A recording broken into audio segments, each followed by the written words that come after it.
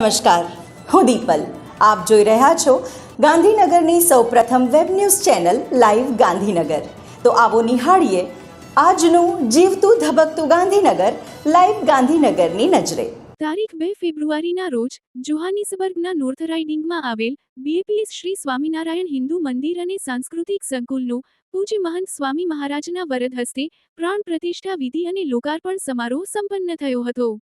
દક્ષિણ ગોળાર્ધમાં આવેલા સૌથી મોટું હિન્દુ મંદિર અને સાંસ્કૃતિક સંકુલ એકતા, ભારતીય સાંસ્કૃતિક વારસાના સંવર્ધન અને આંતરધર્મીય સંવાદિતાનું આગવું પ્રતીક બની રહ્યું છે.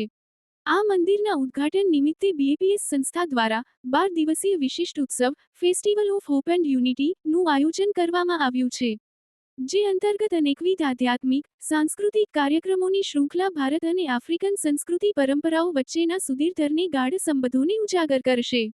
દક્ષિણ આફ્રિકાના ઉપરાષ્ટ્રપ્રમુખ પોલ મશાટાઈલે ઉદ્ઘાટન પ્રસંગે ખાસ ઉપસ્થિત રહી પૂજ્ય મહંત સ્વામી મહારાજ સાથે મુલાકાત કરી આશીર્વાદ પ્રાપ્ત કર્યા હતા અને દક્ષિણ આફ્રિકામાં આંતરધર્મીય સંવાદિતા અને સાંસ્કૃતિક ઉત્થાન માટે મહત્વની ભૂમિકા ભજવી રહેલા આ મંદિરની પ્રશંસા કરી હતી. દક્ષિણ આફ્રિકામાં બીએપીએસ મંદિર 5.9 હેક્ટરમાં ફેલાયેલ અને 37,000 ચોરસ મીટરથી વધુ બાંધકામવાળું આ મંદિર અને સાંસ્કૃતિક સંકુલ દક્ષિણ આફ્રિકામાં ભારતીય સમુદાયનું એક મહત્વપૂર્ણ યોગદાન છે. ઉજ્જવળ ભવિષ્યની આશા અને એકતાનું સીમાચિહ્ન, આ મંદિર અનેકવિધ પૃષ્ઠભૂમિના લોકોને શાંતિ અને સૌહાર્દની પ્રેરણા પૂરી પાડશે. કળા, સંસ્કૃતિ અને આધ્યાત્મિકતાનું ધામ, આ મંદિર હિન્દુ આધ્યાત્મિકતા, સાંસ્કૃતિક પરંપરાના સમૃદ્ધ વારસા અને ઉત્તમ શિલ્પકલાનું સૌને દર્શન કરાવે છે. બહુસાંસ્કૃતિક અને આંતરધર્મીય સંવાદિતાનું કેન્દ્ર, આ મંદિર દરેક ધર્મ અને જાતિના લોકો વચ્ચે સંવાદિતા, સેવા અને પ્રેરણાનો સેતુ બની રહેશે. સેંકડો સ્વયંસેવકોની નિષ્ઠા અને સેવાભાવથી બનેલું આ મંદિર નિસ્વાર્થ સેવા અને ભક્તિનું પ્રતીક છે. એન્વાયરમેન્ટલ સસ્ટેનેબિલિટીના ભાગરૂપે મંદિર પરિસરમાં 100 કરતાં વધારે વૃક્ષો ઉછેરવામાં આવ્યા છે.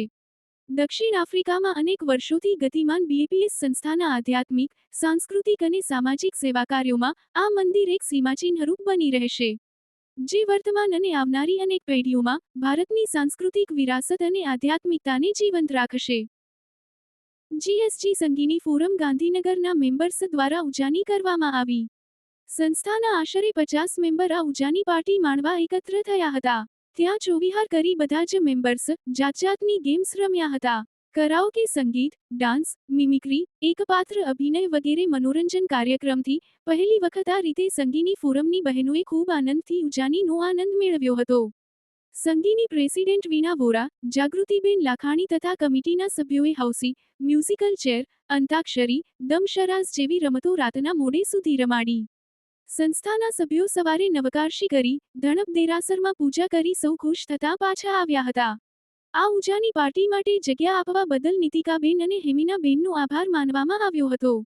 આ પ્રસંગે પાસ્ટ પ્રેસિડેન્ટ ભાવિનાબેને બધાને નવકારશી કરાવેલ તથા જાગૃતિબેન, ભાવિનીબેન, સુચીબેન, બેલાબેન, નૂતન, હેતલબેન, ચિત્રા અને સ્વાતિબેને ખૂબ સુંદર રીતે પોતાની જવાબદારીથી કાર્ય કર્યું તથા ગ્રુપના મેમ્બરનો પણ ખૂબ સાથ સહયોગ રહ્યો. તો દર્શક મિત્રો, આપે અનુભવ્યો ગાંધીનગરનો ધબકાર. આપની આસપાસ બનતી આવી જ ઘટનાઓની જાણકારી અમારા સુધી પહોંચાડવા માટે સ્ક્રીન પર દર્શાવેલ નંબર પર વોટ્સએપ દ્વારા અથવા ઈમેલ આઈડી પર મેલ કરીને આપ અમારો સંપર્ક કરી શકો છો. ધન્યવાદ.